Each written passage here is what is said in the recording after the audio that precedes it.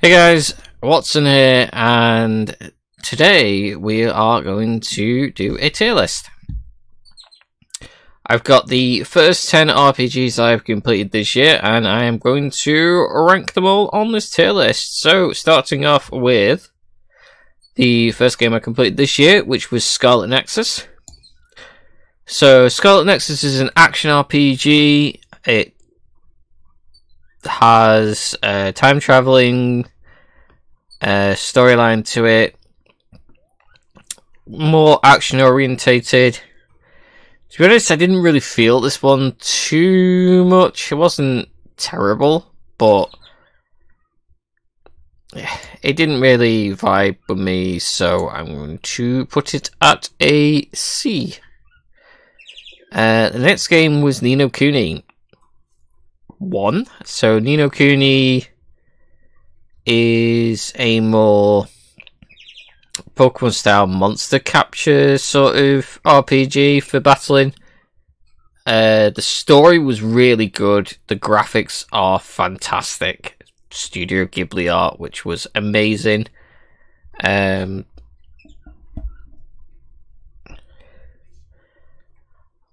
really like the battle system though. It was a bit weird. You would attack and then there would be a cooldown in the attack. It was odd. I'm going to put No Kuni 1 at a B. The next game I completed was Persona 3 Portable. This took forever to get the 100% achievement for. This is only the second Persona game I've played as well. I only played Persona 5 Royal recently, which I absolutely loved. Persona 3 Portable, whilst the general gameplay is pretty good, and you can see the sort of building blocks for the next Persona games, which Persona 5 is fantastic. Persona 4 is on my list to play very soon. There wasn't really much to the story.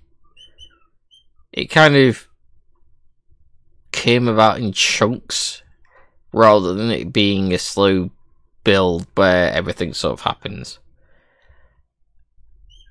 I think I'm gonna put Persona 3 Portable as a B. Next up was technically Stranger of Paradise.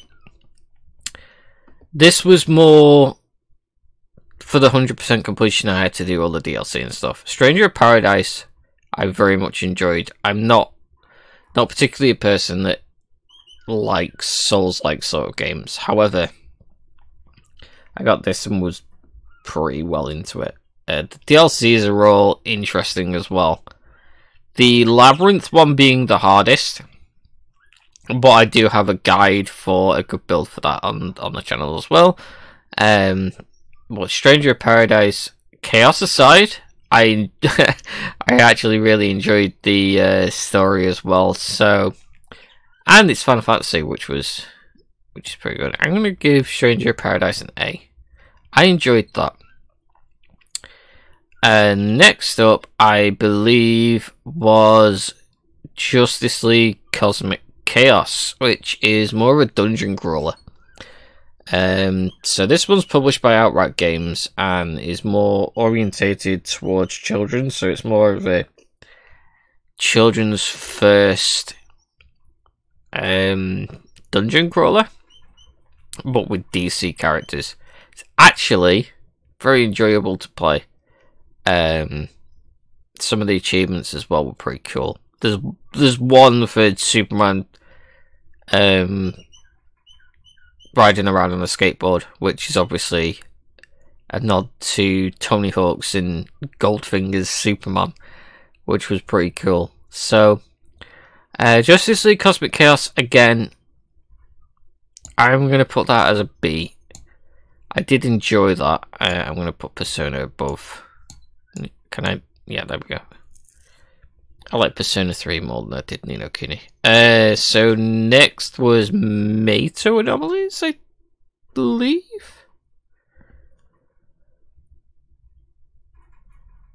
It might have been Wolong. I'm going to do Mato Anomalies next. So this one is a new IP. It's, again, time travel mechanics. I'm just looking for time travel storylines.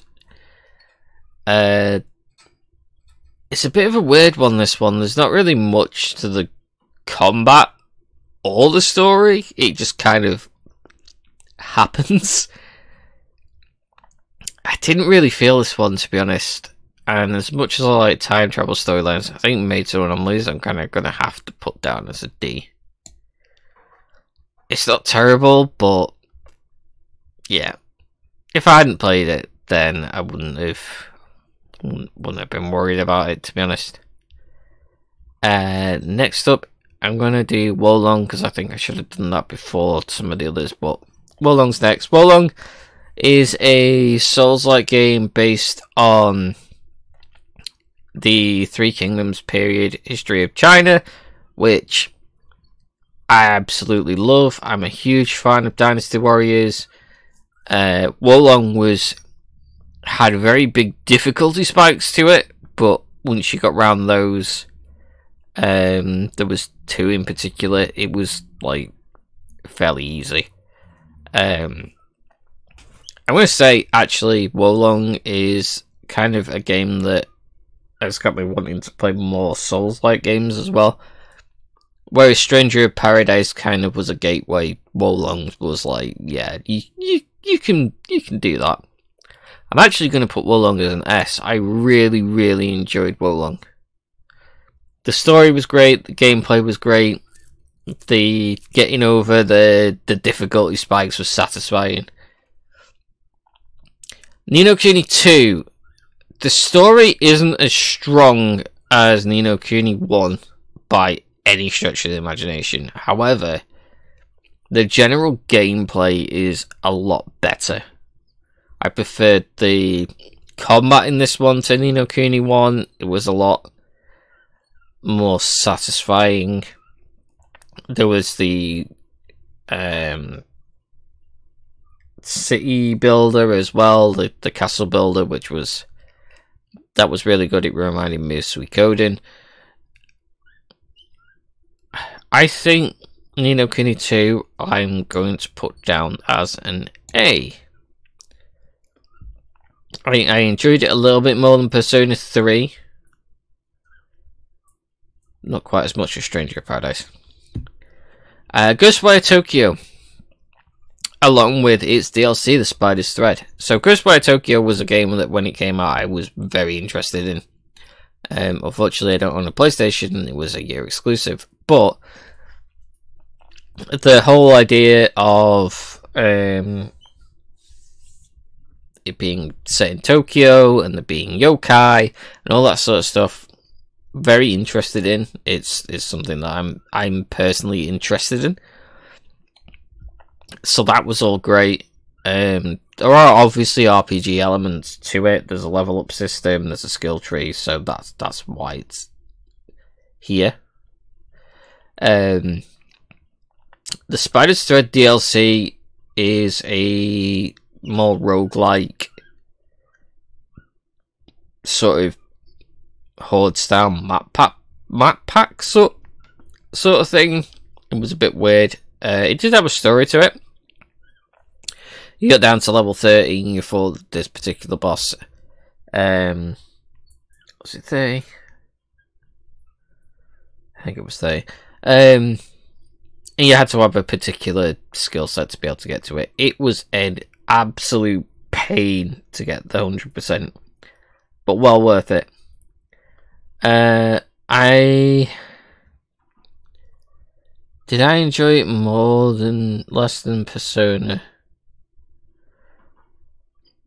I think I enjoyed it about as much as Persona, but less than Ni no Kuni 2. So I think it needs to go about there. Fuga Melodies of Steel. Now, This game by itself, with it being an indie title,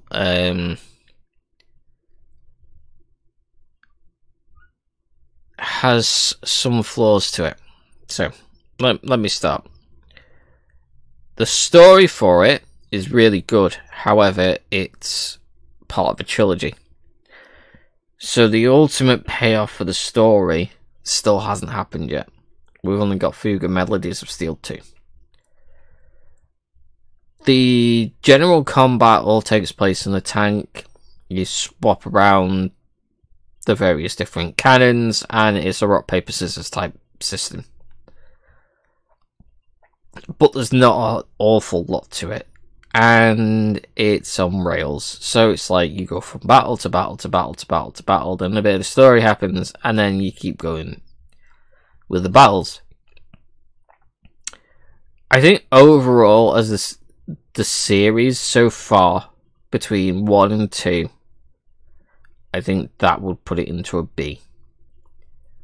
By itself, I think I can't put it much higher than a C. I enjoyed it more than Scarlet Nexus, for sure.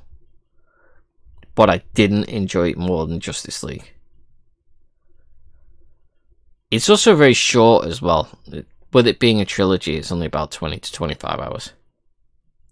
But yeah, that is the first 10 games that I've completed so far this year. I will be adding to this as I go along. So the next 10 RPGs will get ranked as well, and then I'll rank all 20 and so on. But yeah, this was just something a little bit different, a little bit more fun for the channel. I will probably do other sorts of tier lists like this over the next few months and what have you. But yeah, if you did enjoy that, don't forget to like, comment and subscribe, and I shall catch you in the next one.